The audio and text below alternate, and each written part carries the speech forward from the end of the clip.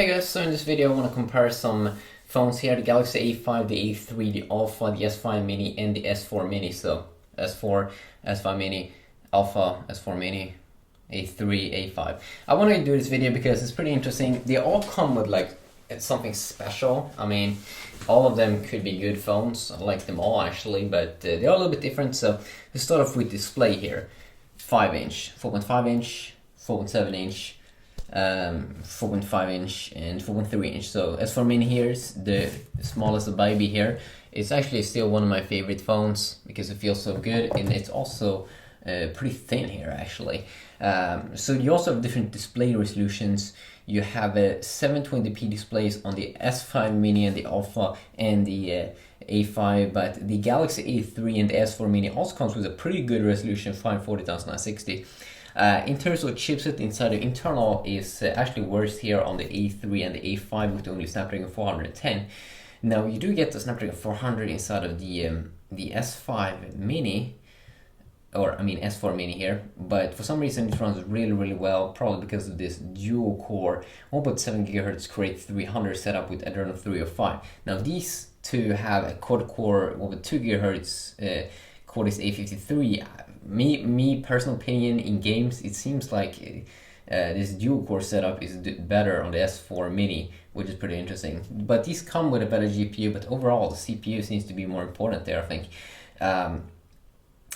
These two here, the S5 Mini and the S5 Mini and the Alpha, they basically comes with Samsung's own Exynos setup chipset. So Exynos 3 here inside of the S5 Mini performs extremely well, but you have an even more powerful inside of the Alpha, the Exynos 5. So even more power, and the Alpha also has an octa-core setup of 4 Cortex A15 and 4 Cortex A7, and the A7 is clocked at 1.3 GHz and the A15 is clocked at 1.8 GHz. It also comes with the Mali T628 GPU, MP6, which performs really well in games. Same with the S5 Mini, comes with like an older Mali 400 MP4 GPU, but still very nice performance there. In terms of storage on these devices, the Alpha basically kills here with 32 GB of internal storage, but you can't expand it. I'm pretty sure you might be able to, that one of these over here, you do get two openings down here. I think one of them is a SD card storage, but all of these other devices comes with the built-in storage to be around 16 GB, but only 8 GB here on the S4 Mini. Because there's also a thing here with the new Galaxy A lineup, these A3 and the A5, you can't remove the back. So that could be extremely negative thing in the future. If something happens with the phone, you can't replace the battery, it could be very bad. Also on these devices, you do get a little bit different like metal body or whatever material they're using there compared to the better, more premium material. I think it feels here on the Galaxy Alpha. It feels like they wanted to make it, you know, it still feels extremely good on these two, but the Alpha definitely has a more premium feeling around the sides, I think, and also some added design cues around here, which is extremely cool. But I like them all. I like them all. This one also has some kind of plastic back, leather back plastic or something. It feels extremely nice. But these have some kind of more like ceramic design feeling, which I still definitely do enjoy a lot. It feels very nice.